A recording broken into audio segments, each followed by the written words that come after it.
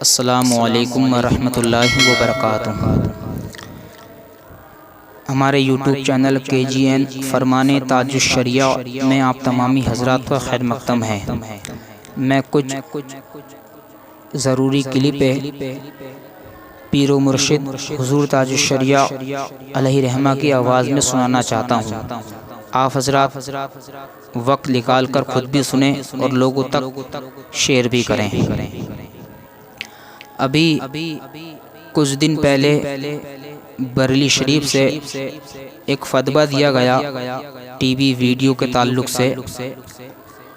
فتوے پر کچھ لوگوں نے فتوے کی مخالفت کی اور اس پہ انگلیاں اٹھائیں۔ اکثر لوگوں نے اس فتوے کی تائید کی ہے۔ مخالفت کرنے والے کچھ حضرات وہ تھے جو اپنا آپ کو مفتی کہلاتے ہیں، عالم کہلاتے ہیں۔ مجھے افسوس ہے اس بات کا کہ اپنا آپ کو حضور تاج الشریعہ علیہ رحمہ کے تم مرید کہلا رہے ہو اور چیخ چیخ کے کہتے تھے حضور تاج الشریعہ علیہ رحمہ کے فتاوی پہ عمل کرو، اسی میں بھلائی ہے۔ آج تم خود حضور تاج الشریعہ علیہ رحمہ کے فتوے کے خلاف جا رہے ہو۔ بس اللہ رب العزت ہر مسلمان کو ہم دعا یہی کریں گے حضور تاج الشریعہ علیہ رحمہ کے فتاوی پہ ہی عمل کرنے کی توفیق عطا فرمائے۔ اور دوسری بات یہ ہے، ایک صاحب نے مفتی صاحب سے کچھ سوالات کرے اور یہ کہا کہ ان سوالات کے مفتی صاحب جوابات دیں۔ میں کہتا ہوں جو آپ نے سوالات کیے وہ جوابات آپ حضور تاج الشریعہ علیہ رحمہ کی آواز میں خود سن لیں۔ اگر آپ نے حضور تاج الشریعہ کا موقف پڑھا ہوتا، سمجھا ہوتا، سنا ہوتا کسی سے، کیا حضور تاج الشریعہ کی آواز میں خود سنا ہوتا؟ آپ مفتی صاحب سے یہ سوالات نہیں کرتے۔ بس اپنی اصلاح کریں۔ اور میں یہ عرض کرنا چاہتا ہوں عوام اہل سنت سے اور جو حضرات اپنا آپ کو عالم مفتی کہلانے والے ہیں، حضور تاج الشریعہ کے مرید کہلانے والے ہیں، اپنی اصلاح کریں اور حضور تاج الشریعہ علیہ رحمہ کے فتاوی پہ عمل کریں۔ بس اسی میں دنیا و آخرت کی بھلائی ہے۔ ہمیں اللہ تبارک و تعالی حق سمجھنے اور حق پہ عمل کرنے کی توفیق عطا فرمائے۔ کچھ لوگ مووی کے مسئلے کو اختلافی مسئلہ کہتے ہیں اور کہتے ہیں کہ کچھ علماء مووی کو حرام کہتے ہیں اور کچھ علماء حلال کہتے ہیں، اس لیے جو نہ بنوائے وہ اچھا کرتا ہے، مگر جو بنواتا ہے اسے گنہگار نہ کہا جائے۔ رہنمائی فرمائیں۔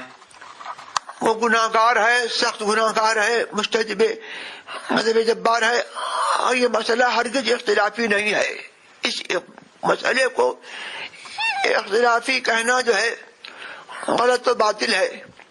مووی یہ سنیما کی ایک شکل ہے، اور سنیما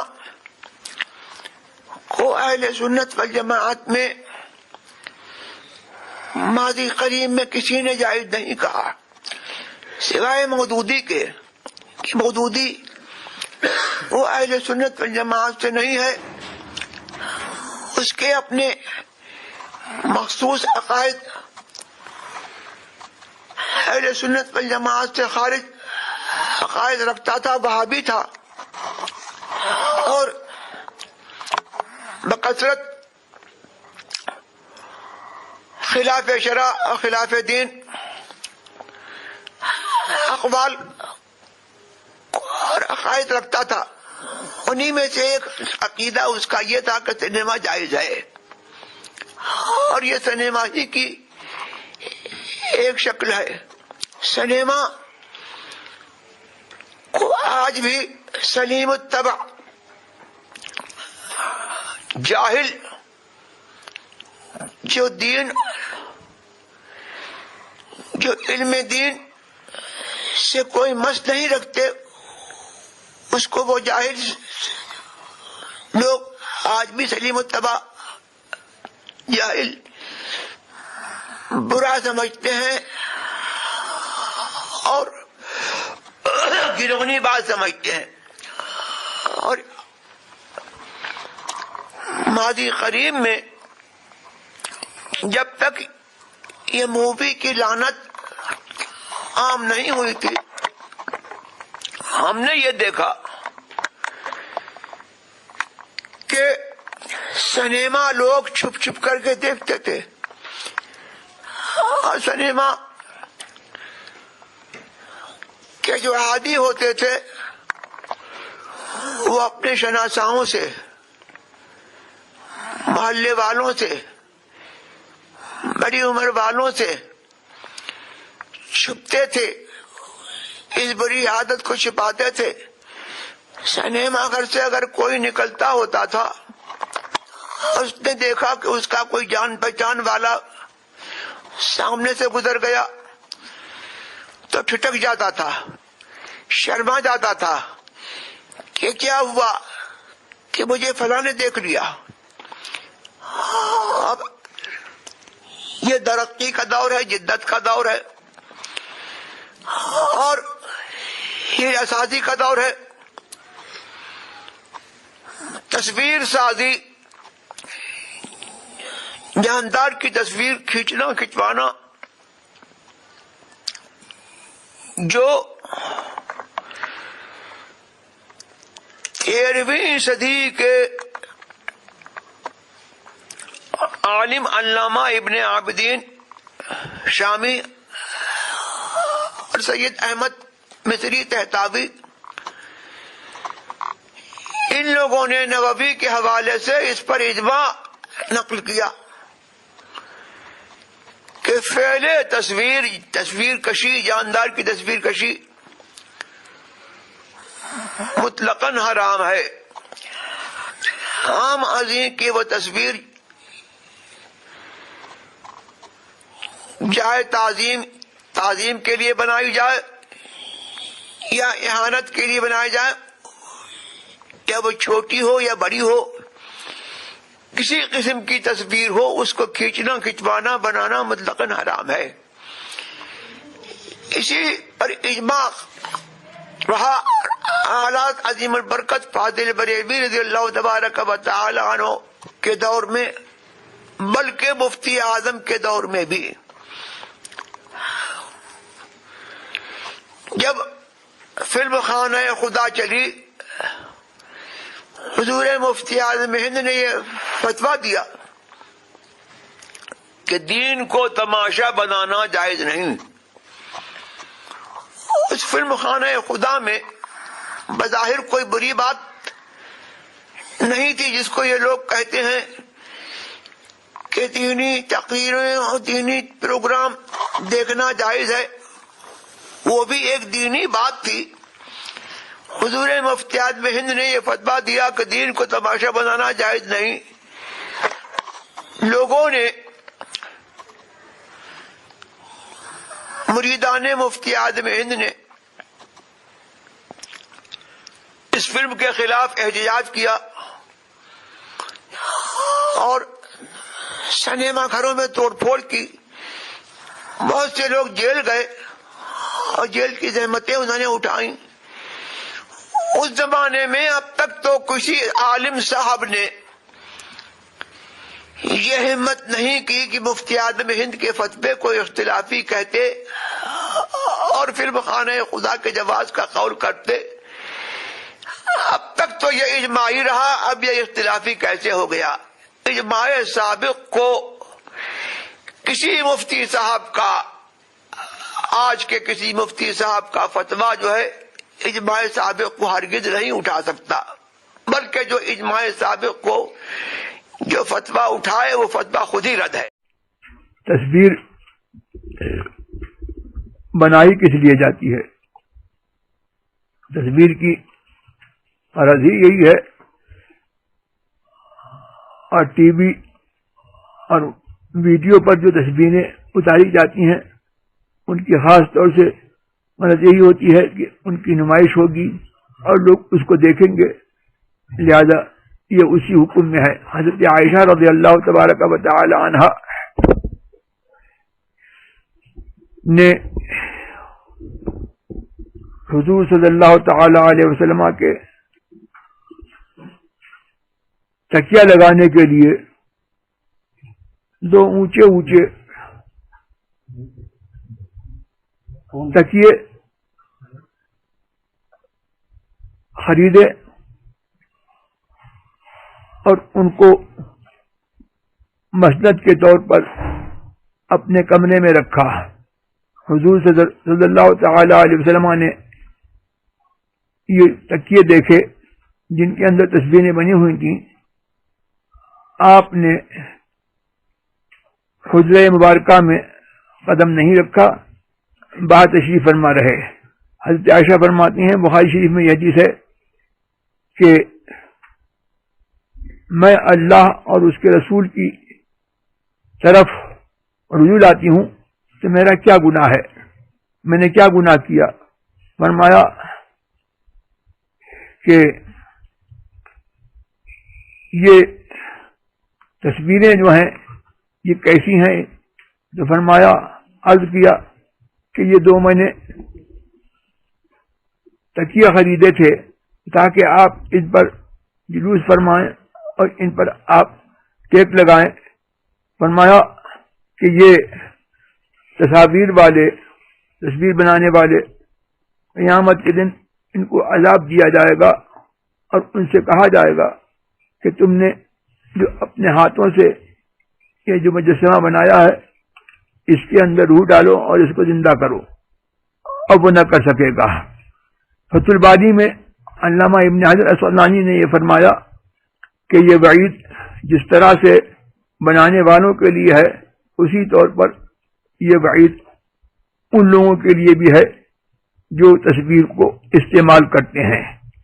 اور استعمال کی ایک شکل یہ بھی ہے کہ تصویریں جو ہے دکھائی جاتی ہیں اور ان کی نمائش ہوتی ہے. اور حضور سرور عالم صلی اللہ تبارک و تعالی کے متعدد افعال سے یہ ثابت ہے کہ حضور نے تصویر کو دیکھنا گوارا نہیں کیا، اور جب بھی تصویر کو دیکھا تو اس کو اس کی حالت پر باقی نہیں رکھا، اور بسا اوقات کاشان اقدس میں تصویر کی موجودگی میں تشریف نہیں لائے اور داخلی کعبہ معظمہ کو بھی آپ نے موقوف رکھا جب تک کہ ساری تصویریں اور جتنے بت تھے وہ نکال نہ دیے گئے. اور اس کے بعد جب آپ اندر تشریف لے گئے دیکھا کہ کچھ دھندے دھندے نقوش باقی ہیں تو پانی منگوا کر کے ان کو جو ہے صاف کروا دیا، اور حضرت علی رضی اللہ تبارک و تعالی عنہ کو حکم دیا. انہوں نے جو ہے باقی جو تصویریں تھیں ان میں انبیاء کی بھی تصویریں بھی تھیں، حضرت مریم کی بھی تصویر بھی تھی، ان ساری تصویروں کو جب ہٹا دیا تب آپ نے کعبہ معظمہ میں آپ داخل ہوئے. ان سے پتہ لگتا ہے کہ تصویر کو رغبت سے اور دلچسپی سے دیکھنا بھی ناجائز و حرام ہے، اور یہ بھی ایک تماشے کی شکل ہے، اور خصوصاً یہ دین کو تماشا بنانا ہے جو جائز نہیں ہے. اصلاح معاشرہ کا ذریعہ آپ سمجھتے ہیں، میں یہ سمجھتا ہوں کہ یہ ٹی وی اور ویڈیو اصلاح معاشرہ کا ذریعہ نہیں بلکہ یہ افساد مجتمع اور افساد معاشرہ کا بہت بڑا ذریعہ ہے.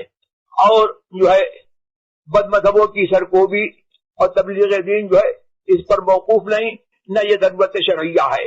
اور ٹی وی پر جو مذہبی پروگرام دکھایا جاتا ہے وہ دین کو تماشا بنانا ہے، مذہبی پروگرام جو ہے اس کے اوپر فلمانا اور اس کو دکھانا یہ بالکل جو ہے سنیما کی شکل ہے. اور جس طور پر جو ہے مودودی نے سنیما کو جائز کیا تھا، آج جو ہے اس دور کا عالمیہ یہ ہے کہ اہل سنت والجماعت اپنے آپ کو کہلوانے والے جو ہے اور وہ اس مودودی کے جو ہے اس نظریے کو جو ہے وہ قبول کر رہے ہیں اور دین کو تماشا بنا رہے ہیں۔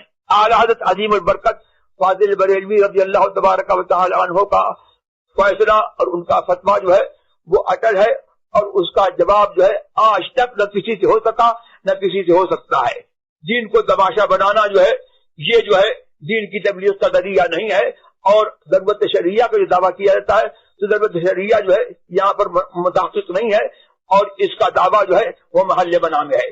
رہا جمہور علماء کا فیصلہ تو یہ بھی دروغے بھی فروغ ہے۔ جمہور علماء کا اس پر جو ہے اتفاق جو ہے وہ کیسے ہو سکتا ہے؟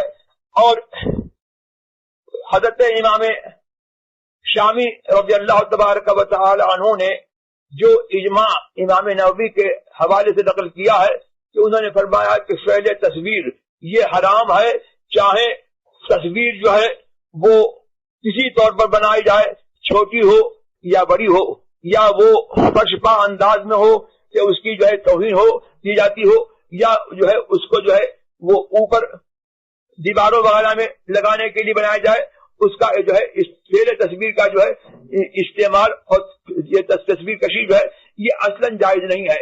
اس اجماع کا جواب جو ہے پہلے وہ لوگ جو جمہور علماء کا دعویٰ کرتے ہیں پہلے اس اجماع کا جو ہے جواب لے آئیں اور مجھے بتا دیں کہ اجماع متقدم جب تک آج تک حضرت امام شامی رضی اللہ تبارک تعالیٰ عنہ کے دور تک اور اعلیٰ حضرت کے دور تک جو اجماع ان لوگوں نے نقل کیا، اور وہ اجماع جو ہے وہ کیسے جو ہے آج کے علماء کیسے اس اجماع کو جو ہے اٹھا سکتے ہیں، اور جب وہ اجماع قائم ہے تو جمہور علماء کا جو ہے اس پر اتفاق ہو کیسے سکتا ہے؟ جو حضرات تصویر و ویڈیو کشی کے حق میں ہیں وہ اعتراض کرتے ہیں کہ وہ علماء جو تصویر کی مخالفت تو کرتے ہیں لیکن حج و زیارت کے علاوہ نفل حج و زیارت اور غیر ضروری غیر ملکوں کا سفر کرتے ہیں، تو کیا نفل کے لیے حرام کا ارتکاب کرنا درست ہے؟ وضاحت فرما دیں۔ حرام کا ارتکاب ناجائز ہے کوئی کرے، اور ابتدا کو دلیل بنانا یہ نادرست ہے اور نافہمی ہے، اور ابتدا پر مدار کار نہیں ہے، اور ابتدا کی بنا پر جو ہے احکام نہیں بدل جاتے ہیں۔ اور میں اس پر جو ہے یہ پلٹ کر سوال کر سکتا ہوں کہ پچھلے سیشن کے سوالات جو تھے وہ بھی ان پر ہیں اور ان کا جواب اب تک نہیں آیا، سوال پر سوال نہیں کیا جاتا ہے۔ اور دوسری بات یہ ہے کہ آج تک امیر جماعت فوٹو کو حرام اور ناجائز کرتے رہے، اور اس کے باوجود وہ نفلی حج کے لیے بھی جاتے تھے اور عمرے کے لیے بھی جاتے تھے، اور ان کے جو ہے باہر کے سفر بھی ہوتے رہے۔ تو کیا اس بنا پر جو ہے وہ ان کا ناجائز کہنا جو ہے وہ جو ہے اس پر کوئی اثر پڑے گا؟ اور ابتدا کی بہت ساری صورتیں ہیں کہ آدمی جو ہے بہت سارے کاموں میں مبتلا ہوتا ہے، اور اس کی ایک مثال یہی ہے کہ اسپرٹ ناجائز و حرام ہے، الکوہل ناجائز و حرام ہے، اور شراب کا استعمال ناجائز و حرام ہے، لیکن کسی نہ کسی طور پر جو ہے اسپرٹ کا استعمال پالش میں اور وارنش وغیرہ میں اس کا استعمال عام طور پر ہو رہا ہے، اور اس طور پر جو ہے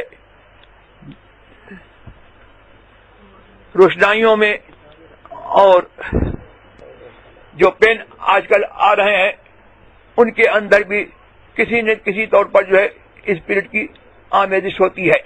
شراب کو سب ناجائز و حرام کہتے ہیں، لیکن اس میں بھی جو ہے ابتدا اور حضور سرور عالم صلی اللہ تبارک و تعالی کے قول کے مطابق کہ آپ نے فرمایا کہ ایک زمانہ وہ آئے گا کہ شراب ہر پیٹ میں پہنچ جائے گی، چاہے وہ معذب ہو یا مغفور لہو ہو، اس پر عذاب ہو یا اس کی مغفرت ہو، تو کسی نہ کسی طور پر جو ہے دواؤں میں اس کا استعمال ہو رہا ہے اور یہ ابتلا کی صورت ہے، تو اس بنا پر جو ہے اصل حکم اور حرمت جو ہے وہ برقرار رہے گا، اور کسی کے اس میں مبتلا ہونے سے جو ہے اصل حکم پر جو ہے کوئی فرق نہیں پڑتا۔ ابتلا کو دلیل بنانا جو ہے یہ محض نافہمی ہے اور جو ہے یہ ایک طرح کی ہٹ دھرمی ہے۔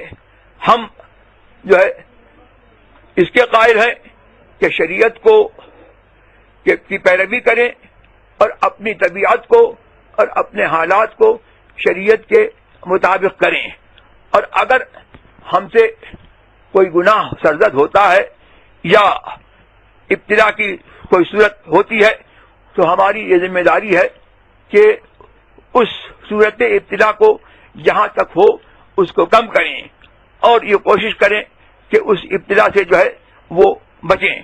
یہ ہمارا وتیرہ نہیں ہے کہ ہم اس کی وجہ کی گناہ کر رہی ہوں۔ سوال نمبر 3، مدنی چینل دیکھنا کیسا ہے؟ دعوت اسلامی والوں کا کہنا ہے کہ تصویر کشی حرام ہے، جو تصویر ساکن حالت میں ہے وہ حرام ہے، لیکن ہم تصویر ساکن حالت میں نہیں دکھاتے بلکہ ویڈیو کی صورت میں دکھاتے ہیں، کیا یہ دیکھنا صحیح ہے؟ حضرت مہربانی کر کے آپ ہماری رہنمائی فرمائیں۔ تصویر کشی ناجائز و حرام ہے، اور مدنی چینل کوئی نہیں ہے، کسی چینل کو مدنی کہنا جائز نہیں ہے۔ حضور بڑے عالم صلی اللہ تبارک و تعالی نے جاندار کی تصویر وہ متحرک بنے یا ساکن اس کے کھنچوانے کو بنانے کو حرام و ناجائز کہا۔ اس میں یہ تفصیل کرنا کہ ہم متحرک دکھاتے ہیں ساکن نہیں دکھاتے ہیں، یہ غلط اور بےہودہ باطل خیال ہے۔ اس سے پہلے خود الیاس قادری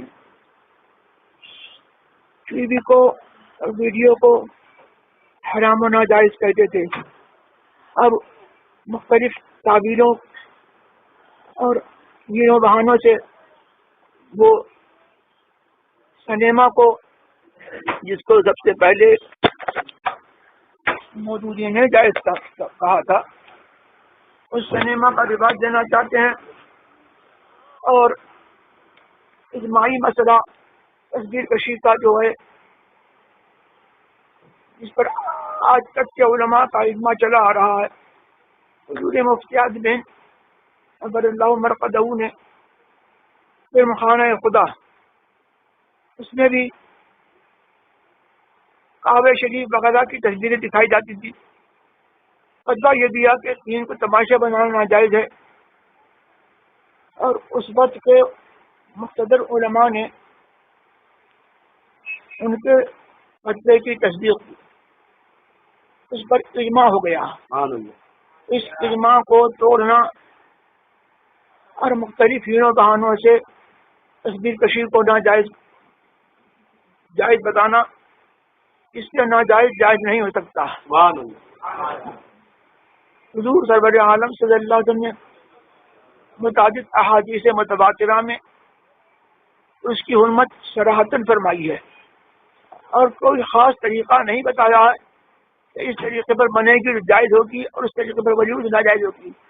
لہذا قیامت تک اب جو نئے طریقے نکلے ہیں ان سے بھی کوئی اور زیادہ نیا طریقہ اور نکل آئے، جاندار کی تصویر بنوانے کا تصویر ناجائز ہی رہے گی، اور دین کو تماشا بنانا یہ ناجائز و حرام ہے۔ ایسے اجتماعات میں جانا جائز نہیں ہے، اور یہیں سے پہلے سوال کا جواب ظاہر ہو گیا کہ جو تنظیم ایسے کھلے محرمات کا رواج دے رہی ہے وہ مسلک اعلیٰ حضرت کی یا مسلک اہل سنت کی مبلغ نہیں ہے۔ ان کو